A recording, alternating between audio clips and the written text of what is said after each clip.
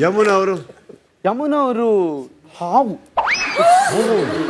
ಹಾವು ಹಾವು ಪ್ರಾಣಿ ಅಲ್ಲ ಸರ್. ಬೆಳಿಗ್ಗೆ ಎದ್ದ ಕೂಡಲೇ ಬುಸ್ ಅಂತ,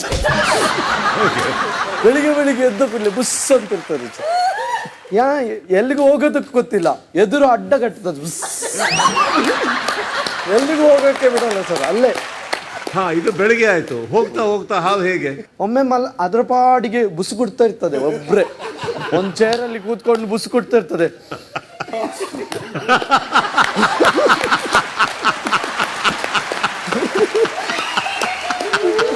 ನಾವೇನಾದ್ರೂ ಬೌಲಲ್ಲಿ ಹಾಲು ಕೊಟ್ರೆ ತಣ್ಣಗೆ ಕುಡಿತಾ ಇರ್ತದೆ.